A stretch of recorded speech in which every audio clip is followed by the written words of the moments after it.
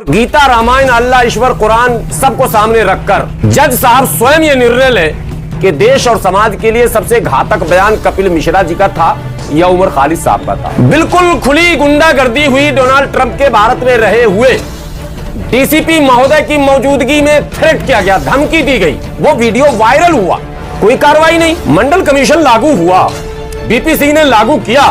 पूरे भारत में सरकारी संपत्तियों को आग के हवाले करना, लोगों पर हमले करना, दुकानों में आग लगाना, पुलिस प्रशासन पर हमला करना, आज भी वो वीडियो मौजूद है। गुजरात में भी तो दंगा हुआ था 2002 में। उस दंगे को किसने भड़काया था? वहां तकरीरें किसने की थी?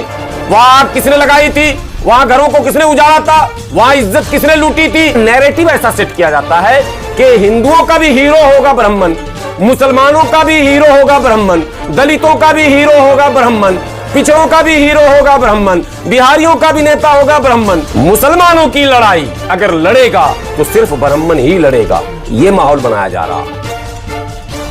अब दिल्ली दंगे में जो भूमिका को लेकर आरोप लगे हैं शर्जील इमाम पर, सीएनआरसी को लेकर, या उमर खालिद पर, या खालिद सैफी पर, या मीरान हैदर पर, और इस तरह के तमाम तकरीबन दर्जन भर जो लोग हैं, इन पर जो आरोप लगे वो आरोप दंगा भड़काने, लोगों को उकसाने, मुल्क के खिलाफ बातें बताने इत्यादि इत्यादि इस तरह के आरोप उन पर लगे। जितने भी कानून हमारे मुल्क में बनाए गए हैं अब तक, उन कानूनों में यह रखा गया है कि 1 साल तक हम उसकी सुनवाई नहीं करेंगे मैक्सिमम, उसके बाद सुनना चाहिए। और रिकॉर्ड अगर उठाकर आप देखें तो कुख्यात अपराधी जिनसे मुल्क को, समाज को, कौम को खतरा रहा है, ऐसे सैकड़ों नाम हैं जिनको वक्तन फवक्तन निचली अदालतों ने, हाई कोर्ट ने, सुप्रीम कोर्ट ने जमानतें दी हैं। सैकड़ों नाम हैं, गिनाए नहीं जा सकते हैं। सैकड़ों ऐसे नाम हैं कि संगीन धाराओं में जेल के अंदर बंद मुलजिमों को कोर्ट ने जमानतें दी हैं। मैं बिल्कुल होशो हवास में ये बातें कह रहा हूं और माननीय उच्चतम न्यायालय के न्यायाधीश महोदय से विनती पूर्वक आग्रह भी करता हूं कि दंगा से पूर्व और दंगा के समय, दंगा के पूर्व, दिल्ली दंगे की बात कर रहा हूं, दिल्ली दंगा के पूर्व और दिल्ली दंगा के समय और दिल्ली दंगा के बाद कपिल मिश्रा द्वारा दिए गए बयानों की ऑडियो और वीडियो अदालत मंगवाए, और उमर खालिद के द्वारा दिए गए भाषणों के वीडियो मंगवाए, और दोनों को सार्वजनिक करके कोर्ट हॉल के अंदर चलवाए, और गीता, रामायण, अल्लाह, ईश्वर, कुरान सबको सामने रखकर जज साहब स्वयं ये निर्णय ले कि देश और समाज के लिए सबसे घातक बयान कपिल मिश्रा जी का था या उमर खालिद साहब का था। यह करना चाहिए कोर्ट को। कोर्ट का मतलब, अदालत का मतलब है न्याय, अदल, इंसाफ, और इंसाफ के लिए सत्य का सामने लाना। अगर अदालत के पास इतना समय नहीं है कि वो कपिल मिश्रा, रागिनी तिवारी, अनुराग ठाकुर और पीडब्ल्यूडी मिनिस्टर जो अभी हैं साहिब सिंह वर्मा के पुत्र परवेश साहिब सिंह वर्मा, इन लोगों के बयान को अदालत नहीं देख सकती है, वक्त नहीं है। अदालत तो मुझे लगता है भारतीय जनता पार्टी के किसी नेता के बयान को सुनने का वक्त अदालत के पास नहीं है। मैं मानता हूं नहीं है। आप कह रहे हैं भेदभाव हो रहा है इनके साथ? नहीं, अब कह रहे हैं, मैं क्यों कहूं? अदालतें अपने क्रियाकलापों से खुद ये मैसेज दे रही हैं कि एक को तो हम पकड़ेंगे भी नहीं। कपिल मिश्रा को अगर 10-20 दिन भी जेल में डाल दिया जाता तो दिल को यह सुकून मिलता कि भाई इंसाफ का तराजू बराबर चल रहा। वो तो तराजू न्याय की देवी ली हुई है जिसमें एक तरफ झुका हुआ, मुझे लगता है वही रियलिटी हो रहा है कि मामला झुका हुआ।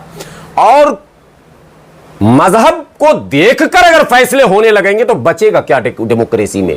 क्या अदालत में बैठे हमारे माननीय न्यायाधीश महोदय सत्य से अवगत नहीं है? मुझे लगता है पूर्ण रूप से अवगत हैं, लेकिन अदालतें दबाव में हैं। किसके दबाव में, ये बताने की कोई जरूरत नहीं है। बिल्कुल खुली गुंडागर्दी हुई। डोनाल्ड ट्रंप के भारत में रहे हुए डीसीपी महोदय की मौजूदगी में थ्रेट किया गया, धमकी दी गई। वो वीडियो वायरल हुआ, कोई कार्रवाई नहीं। ताज्जुब की बात है, क्यों नहीं कार्रवाई हो रही भाई? जब प्रशासनिक पदाधिकारी, वो भी वरिष्ठ पदाधिकारी, डीसीपी मौजूद हो और पूरा संवेदनशील माहौल हो और देश के अंदर दुनिया के एक बड़े चेहरे मौजूद हो, डोनाल्ड ट्रंप, जो ग्रेट डोनाल्ड ट्रंप है, मोदी जी के बहुत बड़े फैन हैं, दोस्त हैं। दुनिया में उतना बड़ा कोई दोस्त मोदी जी का नहीं, हालांकि दोस्त उन्होंने आज बदला है। अब शी जिनपिंग जो है उससे दोस्ती नहीं हो रही है, और डोनाल्ड ट्रंप बोल रहे हैं अब मैं बात नहीं करूंगा, नाराज वराज हो रहे हैं। बहरहाल वो एक अलग विषय है। लेकिन डोनाल्ड ट्रंप की मौजूदगी में अमेरिका के प्रेसिडेंट भारत में मौजूद है, सिक्योरिटी हाई है, उसके बावजूद डीसीपी महोदय के सामने जो शब्द इस्तेमाल किए गए हैं कपिल मिश्रा के द्वारा, वो शब्द निहायत ही आपत्तिजनक, असंवैधानिक, असामाजिक, अमर्यादित है। कोई संज्ञान नहीं लिया गया, कोई पूछने वाला नहीं है। रागिनी तिवारी के वो सारे वीडियोस, कोई पूछने वाला नहीं है। सैकड़ों वीडियोस आ रहे हैं, कोई पूछने वाला नहीं है। लेकिन इन दर्जन भर लोगों के जिन लोगों ने एक सरकार की पॉलिसी के खिलाफ असहमति का इजहार किया था, उन्होंने ये कहा कि सीए एनआरसी मेरी वैचारिक समानता हो या ना हो उनसे, मैं वैचारिक समानता नहीं रखता हूं, मैंने डिसएग्री किया है, मैंने सीए एनआरसी में एक अलग लॉजिक रखा था, मुझे पता है इनकी चाल का। आज उस चाल में हमारे सैकड़ों नौजवान फंसे और उनकी जिंदगियों को बर्बाद किया जा रहा। लेकिन मैं दावे के साथ कह सकता हूं कि जो तर्क उनके थे वो भी गलत नहीं थे, उनके तर्कों में भी एक अपना दम था। जो लोग प्रोटेस्ट कर रहे थे और जो लोग प्रोटेस्ट में अपनी बातें रख रहे थे, उनके तर्क को नकारा नहीं जा सकता। मैं उससे एग्री करूं या डिसएग्री करूं, यह मेरा अलग मामला है, लेकिन नकारा नहीं जा सकता। और एक तर्क नहीं, सरकार के खिलाफ, केवल मोदी सरकार के खिलाफ नहीं, मनमोहन सरकार के खिलाफ, अटल बिहारी वाजपेयी सरकार के खिलाफ, बीपी सिंह सरकार के खिलाफ तमाम तरह के आंदोलन हुए। मंडल कमीशन लागू हुआ, बीपी सिंह ने लागू किया। पूरे भारत में सरकारी संपत्तियों को आग के हवाले करना, लोगों पर हमले करना, दुकानों में आग लगाना, पुलिस प्रशासन पर हमला करना, आज भी वो वीडियो मौजूद है लल्लन टॉप पर। क्या वो लोग जेल में हैं? उन लोगों को सजा हुई? नहीं हुई। तो ये कौन सा दोहरा पैमाना है? जितने दंगे हुए, गुजरात में भी तो दंगा हुआ था 2002 में, उस दंगे को किसने भड़काया था? वहां तकरीरें किसने की थी? वहां आग किसने लगाई थी? वहां घरों को किसने उजाड़ा था? वहां इज्जत किसने लूटी थी? वहां इज्जत लूटने वाले कहां हैं? मात्र 11 लोग, 11,000 मुसलमानों को मार दिया, और 11 लोग को आप जेल में दिखा रहे हैं, उसको भी मैंने रिहाई देकर माला पहना रहे। और ये दर्जन भर मुसलमानों को आप कह रहे हैं कि जमानत के लायक ही माहौल नहीं बन रहा। अरे भाई, जमानत देने में क्या परेशानी है आपको? जमानत का मतलब फिरार नहीं होता, जमानत का मतलब मुकदमा खत्म नहीं होता। जमानत का मतलब सिर्फ होता है कि कैद से आप आजाद हैं, लेकिन आपको कोर्ट के क्या कहते हैं, आदेश का पालन करते रहना, हाजिरी देते रहना और अपना पक्ष रखते रहना। भाई, पक्ष रखेंगे, हर मुकदमे की तारीख पर हाजिर रहेंगे, लेकिन आप जमानत नहीं दे रहे। आप जिन पर संगीन आरोप है, जिनके गिरफ्तारी पर दर्जनों लोग मारे गए थे, बाबा राम रहीम जब गिरफ्तार हुए थे, सैकड़ों गाड़ियों को जला दिया गया था, ओबी वैन जला दिए गए थे, मीडिया पर कर्मियों पर हमले हुए थे, कई लोग उसमें मारे गए थे। आरोप क्या था? आरोप बहुत ही संगीन था, जिसमें हत्या, बलात्कार, लूट, धोखाधड़ी सब कुछ था। और इस देश में एक नई सेना तैयार करने की योजना थी बाबा राम रहीम पर। जी, नई फिल्म, नई थ्योरी, नई सेना, नई फौज, नई दुनिया, नया भारत बनाने की बात करने वाले बाबा राम रहीम को पैरोल और माला और बाकी को ताला, ये अदालत को समझना पड़ेगा। तो क्या उदाहरण पेश किया जा रहा है कि अगर मुस्लिम लड़के ऐसा काम, मुस्लिम लड़के, मुस्लिम युवा, मुस्लिम पढ़े लिखे सोशल पॉलिटिकल एक्टिविस्ट कभी भी कोई हक बात, सच बात न बोले, सड़क पर न आए, अपनी लड़ाई न लड़े, ये माहौल बनाने की कोशिश है। मुसलमानों की लड़ाई अगर लड़ेगा तो सिर्फ ब्राह्मण ही लड़ेगा, ये माहौल बनाया जा रहा। मैंने नहीं, यही हो रहा। आप यूट्यूब की दुनिया में देखें, टीवी की दुनिया में देखें, पॉलिटिक्स में देखें, जहां देखें, मुसलमानों का नेता कौन? रवीश कुमार। मुसलमानों का मसीहा कौन? अभिसार शर्मा। मुसलमानों का मसीहा कौन? पुण्य प्रसन्न वाजपेयी। मुसलमानों का मसीहा कौन? तो साक्षी जोशी। एक भी गैर ब्राह्मण नाम नहीं मिलेगा आपको।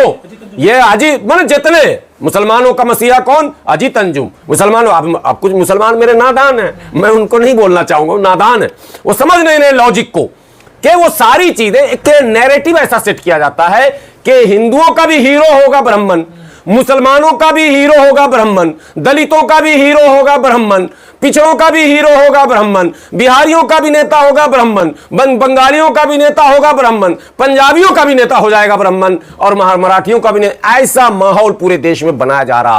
पूरे न्यायपालिका में ब्राह्मणों का कब्जा है।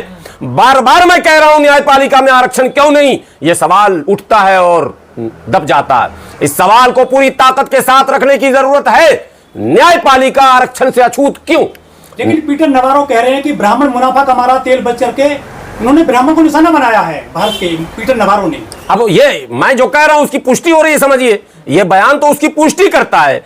सारा जो लॉबी है ब्राह्मण बनियों का, बनिया धन कमाता है, ब्राह्मण को सम्मान चाहिए, ब्राह्मण को और कुछ नहीं चाहिए, माल तो है ही सम्मान के साथ। तो ये लॉबी एक है पूरे देश में जो पूरे देश का शोषण करना चाहती है। तो ऐसे युवाओं को, जो युवा सत्य की बात, हक की बात, अधिकार की बात, सम्मान की बात, देश के आम नागरिकों की बात अगर करेंगे, उन्हें जेल की सलाखों में डाला जाएगा। उमर खालिद निकल पाएंगे जेल से या फिर जेल में ही? देखिए ये तो अदालती प्रक्रिया है, लेकिन हमें लगता है कि हमारे जो वकील खड़े हो रहे हैं उन्हें थोड़ा सा मजबूती से अपना पक्ष रखना पड़ेगा। कई लोगों को जमानत मिली है, देखिए अभी मिली है। मैं कह रहा हूं हमारे वकील शायद मजबूती से पक्ष नहीं रख रहे। मजबूती से पक्ष का मतलब जज साहब से उनको कानूनी जिरह करना पड़ेगा। जब प्रावधान है तो आप बताइए जज साहब, आप बेल क्यों नहीं दे रहे? ये अदालत में ही पूछना पड़ेगा। आप अपनी मजबूरी बता के जाइए। आप लॉजिकली तो इन्हें बेल मिलना चाहिए, लीगली तो इन्हें बेल मिलना चाहिए। जो तमाम अदालतों के दूसरे फैसले हैं जिसको हवाले के तौर पर, उदाहरण के तौर पर प्रस्तुत किया जाता, जो वकील पेश करते हैं, पूरा एक सिस्टम होता, उसका एक बुक होता, आपको पता कि नहीं?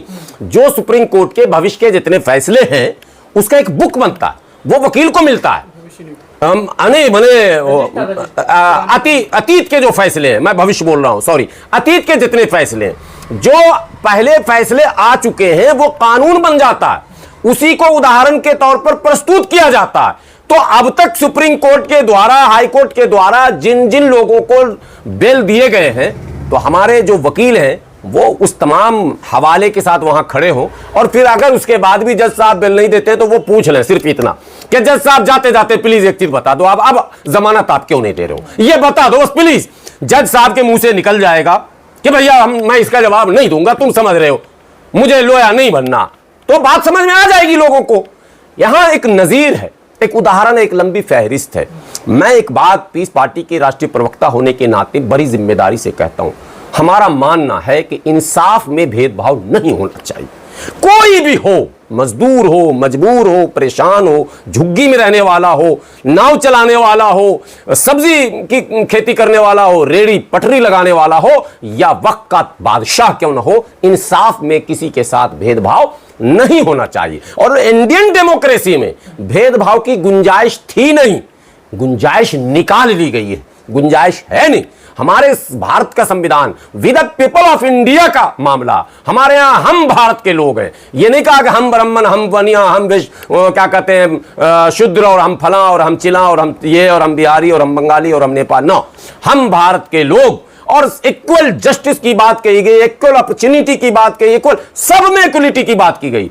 लेकिन सत्ता में बैठे लोग संविधान की मनमानी व्याख्या करके कहीं ना कहीं संवैधानिक व्यवस्थाओं को कमजोर कर रहे हैं। इस पर इससे अधिक कुछ बोलने की आवश्यकता नहीं। भारत की जनता को यह समझने की आवश्यकता है, और एक आंदोलन देश में ये हर हाल में शुरू होना चाहिए। ये वोट चोरी और फला चोरी ये सब तो चलता ही रहेगा, आंदोलन तो होते ही रहे, लेकिन एक आंदोलन देश में बड़ा हो। न्यायपालिका में आबादी के अनुपात में आरक्षण की आवश्यकता है। आबादी के अनुपात में एससी, आबादी के अनुपात में एसटी, आबादी के अनुपात में ओबीसी, आबादी के अनुपात में जनरल, ये आबादी के अनुपात में करवाया जाए। इसकी लड़ाई लड़ने की सख्त जरूरत है, क्योंकि बैलेंस पूरा बिगड़ा हुआ है। 80-90% जो है वो अपर कास्ट ब्राह्मण बैठे हुए हैं, और 4-5-7% जो है वो नीचे के लोग हैं।